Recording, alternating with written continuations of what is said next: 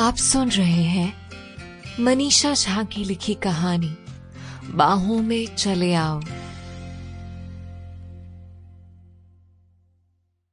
Advocate अंकित और शायरा उस दिन ऑफिस में अकेले थे। स्टेनो और टाइपिस्ट को भी अंकित ने जल्दी जाने के लिए कह दिया था।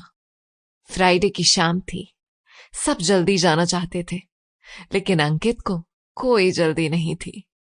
वो अपनी क्लाइंट शायरा के साथ कुछ और वक्त बिताना चाहता था। वहीं शायरा ने भी उसे बातों ही बातों में एक हंसी शाम का इशारा दे दिया था। वकील साहब, मैं इस रोज की भागदौड़ से थक गई हूं। अब एक बेचैनी सी रहती है।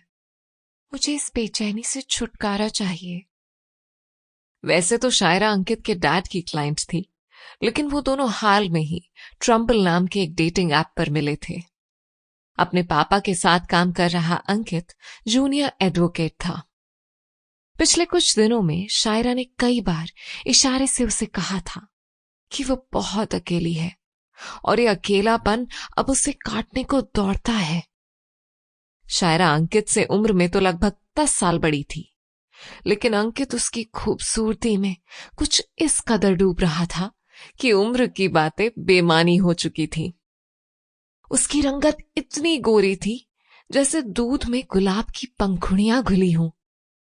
तिरछी मुस्कान से शायरा किसी की जान ले सकती थी।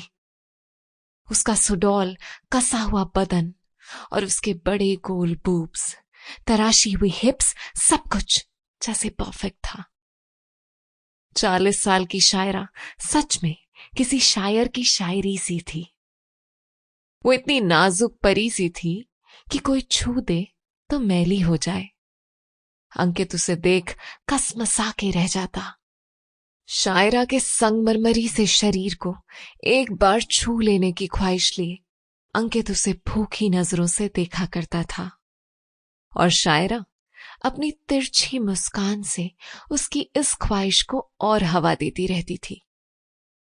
उस रोज भी शायरा ने deep necked peacock green colour की स्ट्रैपी ड्रेस पहनी थी और साथ में रेड हाई हील सैंडल्स और रेड स्टोल।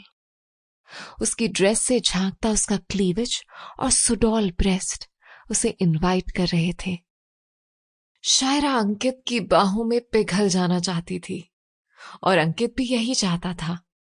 वो इस एक पल का जाने कब से इंतजार कर रहा था। वो शायरा के पास आकर बैठ गया और उसे ऊपर Sample complete. Ready to continue?